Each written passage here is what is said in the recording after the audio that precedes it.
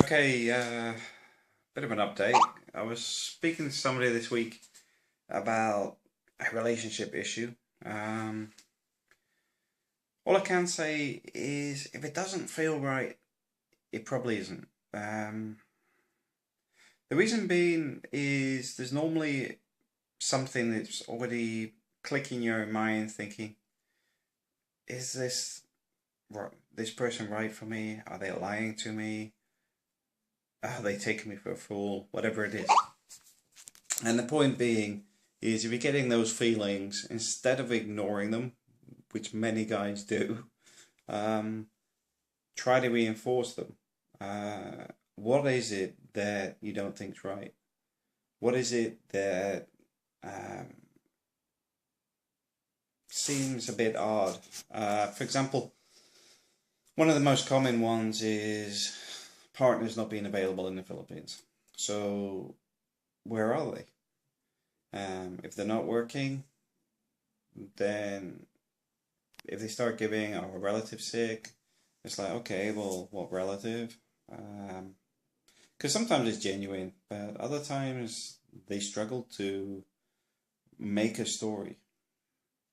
Now, I haven't had this problem with my wife, it's just I'm very aware of some of the problems other guys have had, and it's often how I'm contacted because they'll actually ask me, Matt, this girl I'm going to see, she's only available at certain times of the day.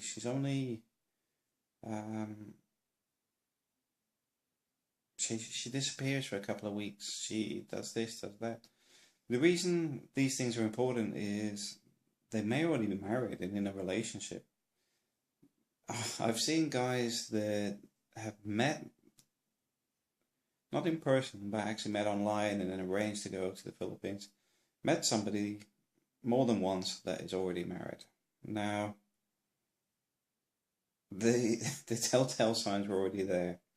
The first one being is they're unavailable at certain times of the day, which is normally where they've made excuses that,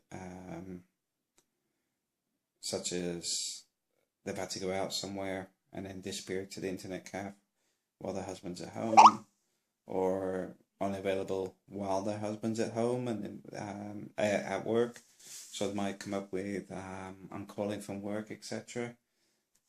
And it's actually an internet cafe as usual. Or you've sent some money and then suddenly it's disappeared. There's been a robbery or some other reason that just doesn't click. You know, the robberies do happen. One of my agents gets robbed too often, but it is actually genuine. The reason I say that is I'm not bailing him out or anything. It's just that I hear about it because I think they have a drug addict neighbor, and they're sort of stuck in a situation where they can't get rid of him. But yeah, but I would say don't ignore it. Simply analyze the information. Is there something reinforcing it as well? The fact that they say they're doing something and you ask a week later and they come up with another excuse, or it's most of the time it's very easy to find where people are lying, and that's why I say, I mean, one of the things I would recommend is keeping a diary,